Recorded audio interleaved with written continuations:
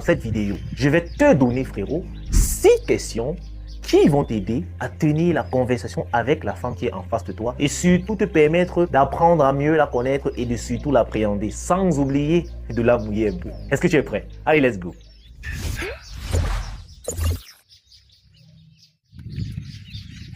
Bonsoir frérot, je m'appelle Dikelis, j'espère que toi tu vas bien. Ok, on retourne au sujet de la vidéo. Frérot, lorsque tu vas en date avec une femme, arrêtez un peu avec des questions platoniques qui ne servent à rien que c'est quoi ta couleur préférée, qu'est-ce que tu aimes, comment tu vas, c'est quoi ta taille, tu as quel âge, nanani, nanana. Ce sont des préambules. En fait, tu ne peux pas établir une réelle connexion et fonder un vrai sujet de débat sur ce genre de questions. Ce sont des questions qui n'iront pas bien loin, ok? Donc, ces questions-là, ne te fixe pas là-dessus si tu veux tenir une conversation et que la femme ne sente pas le temps passé dans le date, qu'elle ne te dise pas que bon, il faut déjà qu'elle rentre parce que vraiment, ma femme m'appelle ou bien j'ai affaire. Non, qu'elle ne regarde même pas son téléphone. Et pour cela, voici la première question que je t'invite à la poser. Quelle est la plus grande qualité que tu recherches chez un homme? En fait, voilà une question qui va simplement déjà te faire voir en quelque sorte ce que la femme attend d'un homme. Quels sont les atouts, ou bien quels sont les critères, ou plus encore, quel est son style de gars. En posant cette question, tu donnes l'opportunité à la femme de te guider un peu sur le genre de gars qu'elle préfère. C'est pour ça que j'ai parlé de qualité. Et là, tu l'écoutes simplement. Elle va te donner les qualités, peut-être un mec grand de taille, un mec qui est généreux, un mec qui sait ce qu'il veut, un mec. Peu importe ses réponses, frérot, tu peux te servir de ces réponses-là pour en tirer davantage d'autres questions qui vont te permettre d'étaler la conversation. Et surtout, plus tu étales la conversation, plus elle te donnera plusieurs détails qui vont te servir. Et parfois, avec cette seule question, tu peux déjà savoir si oui ou pas, tu peux assumer cette femme ou pas du tout. Car il se pourrait que tu n'incarnes même pas ces critères-là. Et je parle bien de qualité. Je ne vais pas parler des critères physiques parce que les critères physiques, souvent, c'est trop biaisé. Je te parle des qualités. Quelles sont les qualités? Ok? La deuxième question, elle est assez simple. Ok? Cite-moi 3 personnes que tu admires. Pourquoi cette question est pertinente? Parce que au travers des personnes qu'elles vont te citer, tu pourras déjà cerner sa mentalité et savoir ce qui est dans sa tête ou bien savoir ce à quoi elle aspire. Si par exemple tu lui dis à une fille, cite-moi 3 personnes que tu admires. Elle commence par te parler d'une influenceuse OnlyFans, que franchement elle admire cette femme. Pose déjà les bonnes questions.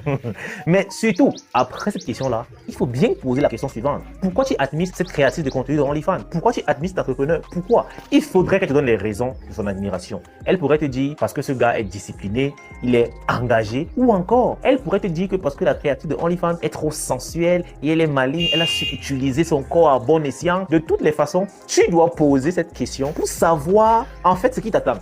Parce que si malheureusement tu ne cernes pas la mentalité de la fille, tu seras foutu. Il y a plusieurs hommes qui sont mis en couple avec des femmes dont la mentalité était carrément opposée à la leur. Et résultat des courses, la relation est devenue toxique et ça s'est mal terminé. Il faudrait toujours te rassurer que tu es sur la même longueur d'onde. Et ça sont des questions subtiles que la femme, si elle n'est pas extrêmement intelligente, ne peut pas savoir ce que tu recherches derrière. Mais en réalité, c'est tout bénéfice pour toi. Parce que non seulement tu vas connaître sa mentalité, si avec elle tu vas faire histoire Mougoupan ou alors tu vas peut-être fonder une relation sérieuse en acceptant son CV. Donc, pose cette question-là. Le top 3 des personnes qu'elle admire. Et lorsqu'elle donne le top 3, tu lui demandes pourquoi elle admire chacune de ces personnes-là. C'est très important, frérot. La troisième question, frère. Demande où est-ce qu'elle a grandi. En fait, à ce niveau, la question doit être centrée sur son environnement dans lequel elle a grandi. Si par exemple, tu causes avec une fille et tu lui demandes avec comment elle a grandi, comment c'était en famille et tout, et elle commence par te dire qu'en réalité, elle a été élevée uniquement par sa mère et tout, frérot, fais déjà attention. En réalité, les enfants, ou plutôt les femmes, qui ont été élevés sans une autorité masculine dans leur vie ont du mal à se soumettre aux hommes, ont du mal à donner la place de la masculinité. Parce qu'elle a grandi sans cela. Elle a été élevée à 100% avec de la féminité. Et plus souvent, si la mère était une mère célibataire, elle va transférer inconsciemment son aigreur envers les hommes à sa fille. Moi, j'ai rencontré des filles qui étaient des féministes malgré elles. Parce que sa mère a été féministe. Du coup, et puisqu'elle a été élevée par sa mère uniquement, cette fille incarne les mêmes valeurs sans raison. Tu sens qu'elle est perdue. Pourquoi? Parce qu'il a manqué de masculinité dans sa vie. Alors faites très attention aux femmes qui ont été élevées que par leur maman. Je ne dis pas qu'elles sont forcément mauvaises, mais elles seront très difficiles à appréhender pour toi. Tu dois vraiment avoir les pieds dans le sol. Voilà une question qui va t'aider de connaître encore si oui ou pas, tu peux gérer la petite ou te barrer. Quatrième question, qu'est-ce qui te rend le plus fier dans ta vie? Voilà une question qui va vraiment donner de la lumière dans les yeux de la fille. Parce qu'elle va réaliser qu'à quel point non seulement tu t'intéresses vraiment à elle, mais surtout, cela va te permettre à toi de savoir à quel niveau elle en est côté mental. Il y a les femmes qui sont brisées. Et ce genre de femmes, à moins que vous les aimiez vraiment profondément, d'un amour inhabituel, s'il vous plaît, laissez-les. Allez consulter les psychiatres ou les psychologues parce que vous ne serez pas de taille. Il y a des femmes instables mentalement, c'est-à-dire qu'elles ont un cerveau qui a été bricolé par un... Frérot, tu ne peux simplement pas t'en sortir. Mais lorsqu'une femme te raconte son parcours avec la lueur d'espoir dans les yeux et te dit qu'elle est fière d'être la personne qu'elle est actuellement parce qu'elle a vécu ceci, elle a vécu cela, tu sens que voilà une femme qui peut te soutenir. Voilà une femme qui peut aller quelque part avec toi. Voilà une femme qui peut t'amener à devenir encore une meilleure version de toi-même. Mais lorsque quand tu te poses cette question, elle baisse la tête, tout ce qu'elle te dit est négatif. Faut comprendre, cette fille a besoin d'aller voir un psychologue parce que son cerveau c'est couper-coller, couper-coller, couper-coller. Ah, c'est une question qui est encore plus pertinente que jamais. Qu'est-ce qui a le plus de valeur pour toi dans une relation? Cette question-là est pertinente. Pourquoi? Parce qu'elle va te permettre de savoir ce qu'est la relation pour la femme, ce qu'elle attend dans la relation, ce qu'elle valorise le plus dans la relation. Si la femme peut te dire peut-être que c'est le respect de l'un et de l'autre, c'est l'écoute, c'est la compréhension, c'est le soutien, ou d'autres vont même te dire que ce sont les finances, que franchement, moi, ce qui m'intéresse dans la relation, c'est l'argent, ce sont les finances, il faut que le gars dépose plus d'argent sur la table. Ça va te permettre de comprendre ce que tu t'attends avec elle. Parce qu'en réalité, on n'a pas la même vision de la relation. On ne s'attend pas à la même chose dans la relation. Il faudrait te rassurer que soit vos intérêts se rapprochent, soit ils sont communs. Parce que s'ils sont divergents, c'est simplement inutile en fait de vous mettre ensemble. Tu vois un peu. Et voilà une question qui peut te faire poser pendant longtemps avec une femme. Et moi, je te garantis, tu peux faire un date uniquement avec une seule question. Cette question-là, c'est l'élément déclencheur des questions qui vont aller jusqu'à la sexualisation.